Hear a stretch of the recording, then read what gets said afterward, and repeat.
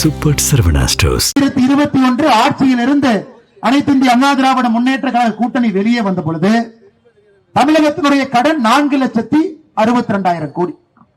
4,62,000 கோடி இந்திய அளவுல அது ஏற்றுக்கொள்ளத்தக்க கூடிய ஒரு கடன். எல்லா மாநிலத்திலும் கூட சராசரியா வளர்ச்சிக்காக கடன் வாங்கி இருந்தார். ஆனா இன்னைக்கு வேண்டும் என்று அதிமுகவின் மீது பழியை போட்டு போட்டு வண்டியை ஓட்டக்கூடிய திமுக இவங்க ஆட்சியில் இன்னைக்கு 6 லட்சம் கோடி கடன் வாங்கி இருக்கிறான். யோசிச்சு பாருங்க. 1947 சுதந்திரம், 1950 52 தேர்தல், 52 இருந்து தொடர்ச்சியா ஆட்சி, அப்பிருந்து 2021 வரைக்கும் 4,62,000 கோடி கடன். 2021 இருந்து 26 வரைக்கும் 6 லட்சம் கோடி கடன். என்னங்க நாயது? 10,62,000 கோடி இன்னைக்கு கடன். இன்னைக்கு தேதியில இன்னைக்கு இங்க எல்லாம் சாதாரண பொதுமக்கள் இருக்கிறீங்க. சாதாரண பொதுமக்கள் நீங்க யோசிக்கணும். இன்னைக்கு இந்த கடன் யாரு தலையின் மீது? இது ஸ்டாலின் ஒரு தலையின் மீதா? கிடையவே கிடையாது. சபரீஷனுடைய தலையின் மீதா? கிடையவே கிடையாது. உதயநிதி ஸ்டாலினுடைய தலையின் மீதா? கிடையவே கிடையாது. இல்ல கனிமொழி அம்மா தான் இந்த கடன் வந்து கட்ட போறாங்க? கிடையாது. இது நம்மை போன்ற பொதுமக்களின் மீது. ஆட்சிக்கு வந்த பொழுது ஒரு ரேஷன் அட்டையின் மீது 2,10,000 ரூபாய் இருந்த கடன் இன்னைக்கு 4,82,000 ரூபாய் உயர்ந்திருக்கு. யோசிச்சு பாருங்க. 2,10,000 ரூபாய் கடன் எங்கீங்க? 5 ஆண்டுகள்ல புதிதாக 2,72,000 ரூபாய் கடனை ஏற்றிட்டு 4,82,000 ரூபாய் ஒரு ரேஷன் அட்டையின் மீது கடனை வைத்துட்டு அப்ப என்ன ஆகுங்க? ஏழை மக்கள் ஏழையாத்தான் இருப்பாங்க. எப்படி அவங்க பணக்காரரா மாறுவாங்க? ஒரு ரேஷன் அட்டையின் மீது 4,82,000 ரூபாய் கடனை ஏற்றிவிட்டு எப்படி ஏழை மக்கள் மேல முன்னேறுவாங்க? திராவிட முன்னேற்ற கழகத்தினுடைய ஆட்சி நன்றாக புரிந்து கொள்ள வேண்டுங்க. விவசாயிகளுக்கு எதிரான ஆட்சி. வெறும் 3% மட்டும்தான் வளர்ச்சி. வெறும் 3%. முதலமைச்சர் அவர்களோ விவசாயத்துறை அமைச்சர் திரு பன்னீர்செல்வம் அவர்களோ எம்ஆர்கே அவங்க சொல்லட்டும், 3% வளர்ச்சிங்க. குஜராத்தில் மோடி அவர்கள் முதல்வராக இருந்த பொழுது 10% ஒரு ஆண்டும் வளர்ச்சியை காட்டினார். ஒரு ஆண்டும் 10%. சிவராஜ் சிங் சௌஹான் மத்திய பிரதேசத்தில் கடந்த 13 ஆண்டுகள் ஆட்சியில் இருந்த பொழுது 14%, ஒரு ஆண்டும் 14% விவசாயத்துக்கு வளர்ச்சி காட்டார். 3%. 2021-22 3%, 22-23 3%, வேற 3%. விவசாயிகளுக்கு எதிரான ஆட்சி, ஏழை மக்களுக்கு எதிரான ஆட்சி, தொழில்துறையில் இருப்பவர்களுக்கு எதிரான ஆட்சி, மிடில் கிளாஸ் மாத வருமானத்தில் வாழக்கூடிய நம்மை போன்றவர்களுக்கு எதிரான ஆட்சி, மிக குறிப்பாக பெண்களுக்கு எதிரான ஆட்சி. எந்த அளவுக்கு உங்க ஃப்ராடுனா யோசிச்சு பாருங்க. 2023 இருந்து டேட்டாவே வெளியே விடுறதில்லை. ஒரு மாநில அரசு ஒரு ஆண்டும் டேட்டா கொடுப்பாங்க. இந்த ஆண்டு பெண்களுக்கு எதிரான குற்றம் எவ்வளவு, இந்த ஆண்டு குழந்தைகளுக்கு எதிரான குற்றம் எவ்வளவு. 2022 கொடுத்தாங்க, 8 விழுக்காடு அதிகமாக இருந்துச்சு. அண்ணன் எடப்பாடி அவர்கள் எதிர்கட்சி நண்பர்கள் எல்லாம் 8 விழுக்காடு தமிழகத்துல பெண்களுக்கு எதிராக குழந்தைகளுக்கு எதிராக குற்றம் அதிகரிச்சுன்னு சொன்னோடனே முதலமைச்சர் யோசிச்சாரு, நான் டேட்டா கொடுத்தா தானே உங்களுக்கு தெரியும். 2023 இருந்து தமிழகத்துல பெண்களுக்கு எதிரான குழந்தைகளுக்கு எதிரான குற்றச்சம்பவங்களுடைய எண்ணிக்கை மாநில அரசு வெளியே கொடுப்பது கிடையாது. நீங்க ஆர்டிஐ போட்டா அதுக்கும் பதில் கிடையாது. சுத்தி சுத்தி சுத்தி சுத்தி வேற டேட்டா வாங்கி அதுல திரும்பி ரிவர்ஸ்ல பாத்தீங்கன்னா 8 விழுக்காடு ஒரு ஆண்டும் குற்றங்கள் உயர்ந்திருக்கிறது. ஆனா முதலமைச்சர் சட்டமன்றத்தில் சொல்லுவாரு, நம்முடைய சட்டமன்ற குழு தலைவர் எங்களுடைய மாநில தலைவர் அண்ணன் நயினார் நாகேந்திரன் அவர்கள் சட்டமன்றம் முடியும் பொழுது கடைசி நாள்ல கேட்டார். 2 நாளைக்கு முன்னாடி அண்ணன்லாம் இருந்தாங்க. ஐயா, பெண்களுக்கு எதிராக குற்றம் உயர்ந்திருக்கிறதே உங்க ஆட்சியில். யார் சொன்னா பெண்களுக்கு எதிராக குற்றம் உயர்ந்திருக்குது? எங்கிட்ட தரவு இருக்கு. முதலமைச்சர் சொல்றாரு, எங்கிட்ட தரவு இருக்கு, நான் எடுத்து கொடுக்கிறேன், குற்றங்கள் குறைஞ்சிருக்கு. ஐயா, வடிவேல் ஒரு படத்துல பார்த்தேன். வடிவேல் அண்ணன், நான் செவ்வாய்க்கிழமை சண்டை போட மாட்டேன். சரி பரவாயில்ல, புதன்கிழமை சண்டை போடுவாங்க, புதன்கிழமையும் போட மாட்டேன், அப்ப சனிக்கிழமையும் போட மாட்டேன். அது போன்ற முதலமைச்சர் அவர்கள் தரவே கொடுக்காம சட்டமன்றத்தையே முடிச்சிட்டு இன்னும் வெளியே வந்து பெண்களுக்கு எதிராக எங்களுடைய ஆட்சியில குற்றங்கள் குறைந்திருக்குன்னா இதை விட ஒரு பெரிய பொய்யை யாராவது சொல்ல முடியுமான்னு பாருங்க. ஒரு 4.5 ஆண்டுகள் ஆட்சியில் இருக்கிற முதலமைச்சர் இன்னைக்கு வந்து வடக்கு தெற்கு, ஹிந்தி தமிழ், சமஸ்கிருதம் தமிழ், இதை தவிர தமிழ்நாடு வளர்ந்திருக்கா?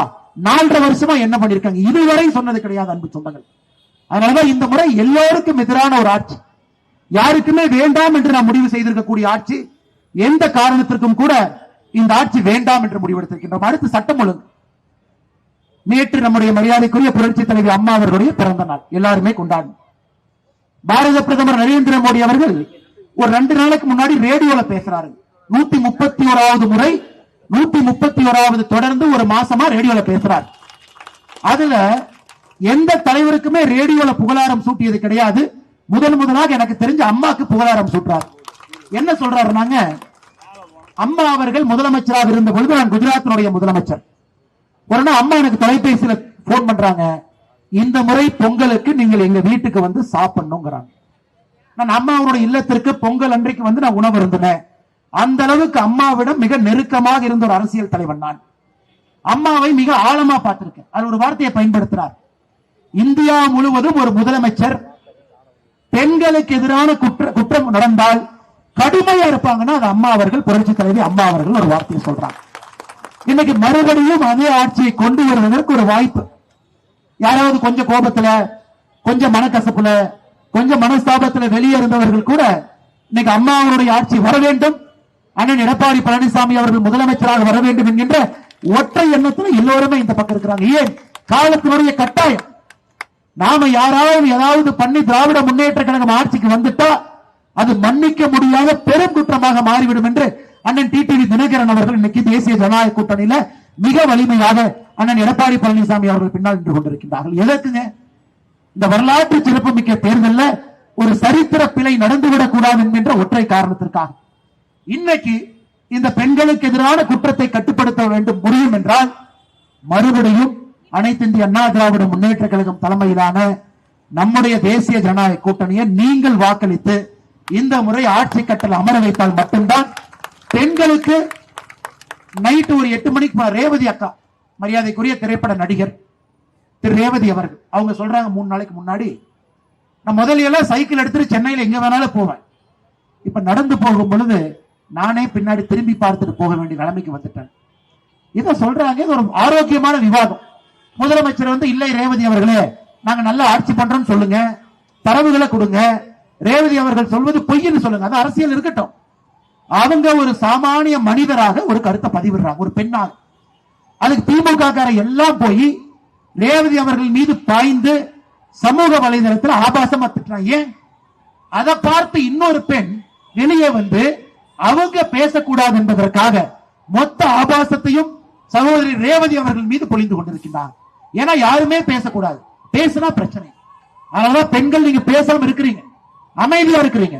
ஆனா தேர்தல் களம் வரும் பொழுது, இவிஎம் வாக்குப்பெட்டி வரும் பொழுது, அதுல நீங்க மிக நிச்சயமாக தமிழகத்துல நம்முடைய சகோதரிகள் தாய்மார்கள் மட்டும்தான் மிக முக்கியமாக இந்த ஆட்சி மாற்றத்திற்கான அடிவேற நீங்க தான் போட போறீங்க. அதை கண்டிப்பா நீங்க செய்யணுங்க. காரணம், உங்களுடைய தனிப்பட்ட நீங்க நடந்து போகும்போது இரவு 10 மணியாக இருந்தால் அங்க பஸ்ல இறங்குறீங்க, இந்த வீட்டுக்கு நடந்து வர்றீங்க, அமைதியா வரணும். நீங்க பின்னாடி திரும்பி கூட பார்க்க கூடாது. அந்த அளவுக்கு உங்களுக்கு இந்த நகரத்தின் மீதும் மாநில அரசின் மீதும் நம்பிக்கை இருந்தா நாங்கெல்லாம் சரியா வேலை பார்த்திருக்கணும். அதனாலதான் அன்பு சொந்தங்களே, தாய்மார்களே, சகோதரிகளே, இந்த முறை சட்டம் ஒழுங்கு அதை எந்த காரணத்திற்கும் கூட மறந்து விடாதீர்கள். மறக்காம நீங்க நம்முடைய தேசிய ஜனநாயக கூட்டணிக்கு வாக்களி. நம்முடைய மேற்கு மண்டலத்துக்கு இன்னொரு பிரச்சனை. கடந்த 2 வருடத்துல மட்டுங்க 8 மாவட்டத்துல மேற்கு மண்டலத்துல மட்டுமே 103 பங்களாதேஷ்ல இருந்து வந்திருக்க கூடியவங்களை கைது பண்ணிருக்கிறாங்க. ஐயா, எல்லாரும் வேலை பார்க்கணும், நமக்கு அது பிரச்சனை இல்லை. இஸ்லாமிய நண்பர்கள் வேலை பார்க்கணும், முன்னேறணும், வேகமா வரணும். இஸ்லாமியர் இந்த நாட்டினுடைய மிக முக்கியமான மனிதர்கள் நம்ம கூட இருக்கிறோம். கிறிஸ்தவர்கள் மிக வேகமாக முன்னேறி வரணும், இந்து மக்கள் முன்னேறி வரணும், எந்த மாற்று கருத்து இல்லைங்க. நம்முடைய கோபம் என்னன்னா, சட்டத்திற்கு புறம்பாக பங்களாதேஷில் இருந்து வெஸ்ட் பெங்காலுக்குள்ள ஊடுருவி இங்கே வந்து கடந்த 2 வருடத்தில் மட்டும் 103 பேர் கைது செய்யப்பட்டிருக்கிறார். அதுல யோசிச்சு பாருங்க, 4 நாளைக்கு முன்னாடி திருப்பூர்ல 8 பங்களாதேஷ்காரங்களை டெல்லி ஸ்பெஷல் போலீஸ் தூக்கிட்டு போகுது.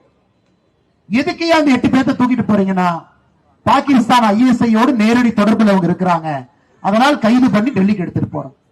எவ்வளவு பெரிய அபாயம் மேற்கு மண்டலத்தில் இருக்குன்னு மட்டும் யோசிச்சு பாருங்க. என்டிஏல இருக்கிற கட்சிகள், அப்புறம் தாமரை சொந்தங்கள் அனைவருக்கும் எந்த அளவுக்கு இது ஊக்கத்தை கொடுக்கும், உற்சாகத்தை கொடுக்கும் கேட்டீங்க. ஆமா, முதல்ல நம்ம பதிவு செய்யறது என்னன்னாக்க, என்னைக்குமே பாஜக தாமரை சொந்தங்கள் வந்து மகிழ்ச்சியா தான் இருக்காங்க, உற்சாகமா தான் இருக்காங்க. அதனுடைய விளைவுதான் இது நோட்டா கட்சி தேராத கட்சி, மதவாத கட்சின்னு புறக்கணிக்கப்படுறதுன்னு சொல்லிட்டு பொய் பிரச்சாரம் செய்த திமுகவுக்கு எதிரடி கொடுக்குமாக 2024 தேர்தல்ங்கிறது மோடி அவர்கள் மீண்டும் ஆட்சி அமைக்க வேண்டுமா, பிரதமராக வேண்டுமா, அல்லது நிராகரிக்கப்பட வேண்டுமா என்ற ரெண்டே கருத்துல தான் வந்தது. அந்த மாதிரி பார்க்கறது ஒரு கருத்து வந்து நிராகரிக்கணும், ஏத்துக்கங்கிறாங்க. அப்ப 81 அசம்பிளியில சட்டமன்ற தொகுதிகள், எதுக்கு இது சொல்ல வரேனாக்க, வருங்கால இன்னும் ஒரு 1.5 மாசத்துக்குள்ள சட்டமன்ற தேர்தல் வரப்போகுது. அதுக்கு மறைமுகமாக 81 சட்டமன்ற தேர்தல்களை 39 பாராளுமன்றங்கிறது 234 சட்டமன்றத்தையும் கொண்டதுதான். அப்ப இருக்கும் பொழுது நீங்க பாத்தீங்கன்னா 81 சட்டமன்ற தொகுதிகள்ல பாஜக 2வது இடத்தை பிடிச்சிருக்கு. அதற்கு பாஜகவிற்கும் திமுகவுக்கும் நேரடி போட்டியா நடந்தது. அந்த நேரடி போட்டியில அந்த வாக்கு வித்தியாசங்கிறது ரொம்ப நேரவா இருந்தது, குறைவாக இருந்தது. இதுல இருந்து அப்ப இவங்க ஒரு கிட்டத்தட்ட ஒரு 60 வருஷமா கோபேக் மோடி, மதவாத கட்சி பாஜக, இந்த இடத்துல காலூன்றவே கூடாது, திராவிட மண்ணு அப்படிலாம் பேசிட்டு மக்கள் வந்து ஏற்றுக்கொள்ள இல்லை. இப்ப திராவிடம் மங்கி போகிறதுங்கிறது நிரூபிச்சிருக்காங்க. அதனாலதான் இந்த 81 தொகுதியை நீங்க இப்ப எடுத்துக்கிட்டீங்கன்னா 24க்கு அப்புறம் இப்ப 26ல இருக்கும். இந்த 1.5 வருஷமா என்னென்ன களப்பணிகள் போயிருக்கு, அதையும் தாண்டி மத்திய அரசு என்னென்ன நல திட்டங்களை நிதித்தொகையும் வந்து தமிழ்நாட்டுக்கு கொடுத்திருக்குங்கிறத மக்கள் கூர்ந்து பார்ப்பாங்க. இல்லையே, தேர்தல் வந்துருச்சு, அதனாலதான் மோடி அவர்கள் தமிழ்நாட்டுக்கு வர ஆரம்பிச்சிட்டாருன்ற விமர்சனத்தை தமிழக முதலமைச்சர் ஸ்டாலின் அவர்களே முன்வைக்கிறாருல்ல. அவருக்கு ஒரு கேள்வி கேட்கிற சகோதரர், ஜனவரி இந்த 2026ல இந்தியாவிலே முதல் பிரச்சாரம், மாநிலம் எங்க வந்தாரு? தமிழகத்துக்கு தான் வந்தாரு. ஒத்துக்கிறீங்களா? அப்ப தேர்தல் இருந்ததா? இல்ல. அப்ப தேர்தல் காலகட்டங்கிறது தள்ளி இருந்தது. அப்பயே தமிழகத்துக்கு முதல் தடவையா முதல் மாநிலமா இந்த காலை வச்சாருங்கிறது என் ஸ்டாலின் மறந்துட்டாரா? அப்ப அவருக்கு இங்க என்ன பிரச்சாரம் இது இருக்கு? அதனால